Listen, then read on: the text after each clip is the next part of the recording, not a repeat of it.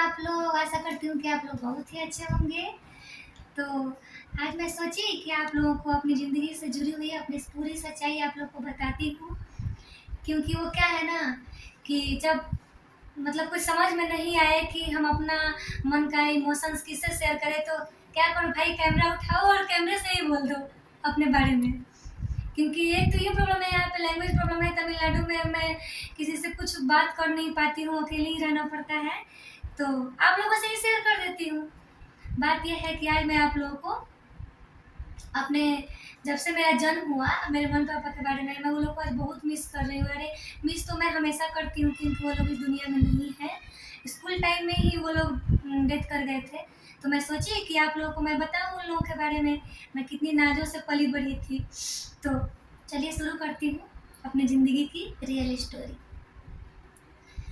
तो family member के बारे में मैं बाद में बताऊंगी, मैं पापा से ही शुरू करती हूँ मैं। तो मेरे पिताजी का नाम था श्री शारदानंद सिंह। श्री तो नहीं लगाई क्योंकि अब नहीं रहे हैं, तो स्वर्गीय शारदानंद सिंह। और मम्मी का नाम था स्वर्गीय चंद्रावती देवी, है ना। तो मेरे मम्मी पापा मुझसे बहुत ज़्यादा प्यार करते थे, बहुत ही ज़्यादा प्यार करते थे। प्यार तो सब लोग करते होंगे, लेकिन मेरे क्या कहना उन लोगों के प्यार का मैं डिस्क्राइब नहीं कर सकती वर्ड्स में। सो बता रही हूँ मैं कि जब मेरा जन्म हुआ, लोगों को तो मतलब बेटा पैदा होता है तो लोग भोज देते हैं गांव में, लेकिन मैं पैदा हुई ना, तो बेटी के होने पे मेरे पिताजी पूरे गांव वालों को भोज दिए, सबको खाना खिलाए। क्योंकि मतलब मेरी मम्मी की चाह थी कि उनको एक लड़की हो ही नहीं रही थी, सिर्फ बेटा ही बेटा था, है ना। तो इसलिए बेटी हुई तो लोग बहुत ही खुश हुए कि नहीं नहीं मुझे लड़की हुई है, तो बहुत खुश हुए। सबको मेरी बुआ लोग आई घर में, खुद से मसाला तैयार की। मेरी एक बुआ है चन्मातो बुआ, बहुत प्यारी मेरी बुआ है, उनसे मेरा बहुत ही लगाव था। अगर वो मेरा वीडियो देख रही होंगी तो शायद मुझे सुने, है ना। तो वही बुआ को बुलाया गया, आई सारा मसाला, मतलब घर में ही सारा मसाला तैयार किया गया, कूट कूट के, और मसाले को घर में ही सब कुछ हुआ, और फिर भोज दिया गया सबको। तो सारे लोग बहुत खुश हुए कि चलो भाई शारदा सिंह को लड़की हुई है ना।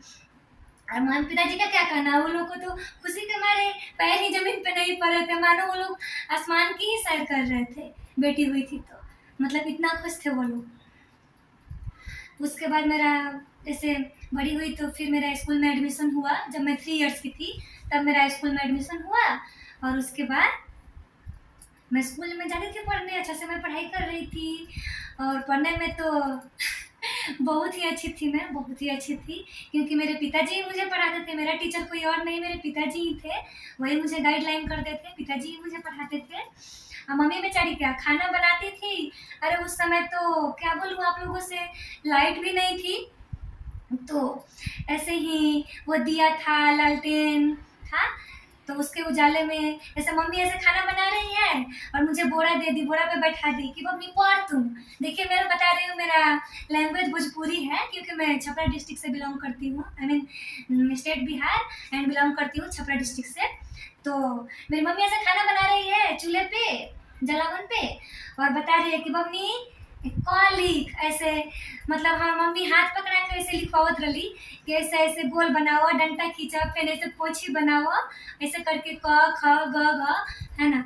ऐसा करके मेरी मम्मी मुझे पढ़ाती थी। फिर पिताजी पोस्ट ऑफिस में जॉब करते थे, तो फिर वो रात में ही आते थे, शाम के टाइम इतना थके हारे कि पूछिए मत। और जैसे ही पिताजी आएंगे तो मम्मी क्या बोलेंगी कि अब आ गई तली अपने बेटी के संभाली रहुआ, पकड़ी अपने बेटी के। अब इतनी मतलब इतनी छोटी सी थी, 3 इयर्स की थी या 4 इयर्स की उस टाइम।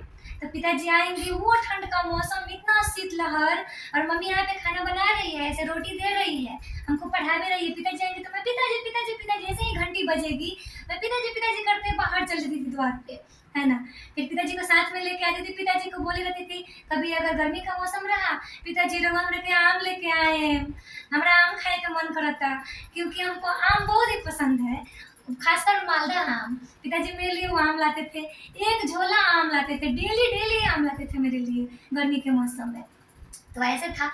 और फिर ठंड के मौसम में आएंगे तो गांव में वो एक बोरसी होता है ना, जिसमें आग मतलब रखते हैं, तो उसमें मेरी मम्मी पहले से ही आग रखती थी पिताजी के लिए कि आएंगे तो आग सेक लेंगे, भाई इतनी कड़ाके की ठंड है। पिताजी मेरे इतना स्ट्रगल करते थे बेचारे, साइकिल चला के जाना, बनियापुर। साइकिल चला के आना, इतने पतले दुबले से, मतलब इतने कमज़ोर से, एक बार खा के जाना, फिर रात में आके खाना, सबका पूरे फैमिली का ख्याल रखना। तो फिर जैसे ही आएंगे तो कपड़ा चेंज कर लेंगे, मम्मी कहेंगी कि ए मैं के पापा आई बैठी यार ताप ली रो बोर्सी पर, है ना। तो आएंगे और बैठ जाएंगे ऐसे करके, ऐसे घुटने को करके ऐसे बैठ जाते थे। हम कहते ए पिताजी गोदी, ए पिताजी गोदी, तो हमको ऐसे गोद में लेते थे। मतलब क्या बताऊँ, मेरे पिताजी ही मेरी मम्मी थी, है ना। मैं उनको इतना मिस करती हूँ ना कि मैं आप लोगों से क्या बताऊँ। तो फिर पिताजी मुझे ऐसे गोद में ले लेते थे ऐसे करके। और मम्मी फिर रोटी देती थी तो फिर ऐसे लेके और ऐसे खिलाते थे। अब बोलते थे बाप रे हमार गोड़वा दुखा गइल, उतर ना बबनी। ना पिताजी ना उतरे, हम रहुए गोदी में रहेम पिताजी, हम ना उतरेम। तो पिताजी कहते थे कि ना उतर जा बबनी, अब गोड़ दुखा गइल बा। मतलब इतना प्यार करते थे मुझसे, इतना प्यार करते थे कि मैं क्या बताऊँ। तो मैं सोच रही हूँ कि अब ये वीडियो शायद ज़्यादा लंबा हो जाएगा, तो इसके आगे का स्टोरी मैं आप लोगों को कल बताऊंगी। मैं अपनी सारी स्टोरी, सारी सच्चाई आप लोगों के सामने बताना चाहती हूँ, क्योंकि मेरे अंदर जितना दुख भरा हुआ है ना, मैं जितनी नाजों से पली बड़ी थी, और उतना ही मुझे ज़िंदगी ने, जब मेरे माँ बाप मेरे स्कूल टाइम में डेथ कर गए, मैं एक एक बात आप लोग को लाइन से बताऊंगी कि मतलब कैसे कैसे मेरी ज़िंदगी ने करवट लिया, कैसे ज़िंदगी का रुख बदल गया। मैंने सोचा भी नहीं था कि मेरी ज़िंदगी इतनी भयानक होगी बाद में आगे चल के, है ना। तो मेरा दुख मुझे बर्दाश्त नहीं हो रहा था, तो सोची कि आप लोगों से मैं शेयर कर दूँ।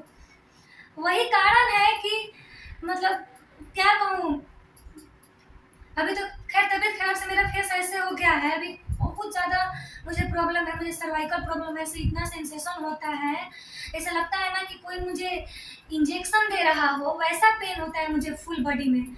सो मैं डेली डेली आप लोगों को मतलब वीडियो अपलोड नहीं कर पाती हूँ, ना ही कुकिंग का ना कुछ। So I am so sorry, but मैं जैसे जैसे मतलब मेरा हेल्थ इंप्रूव होगा, मैं अच्छे अच्छे वीडियोज़ बनाऊँगी। अभी तो 10 डेज से काफ़ी ही मेरी तबीयत ख़राब हो गई, आप लोग मेरा फेस देख के ही मुझे समझ लीजिए, है ना। तो वीडियो काफ़ी लंबा हो रहा है, फिर मैं बोलते जा रही हूँ, सो सॉरी, है ना।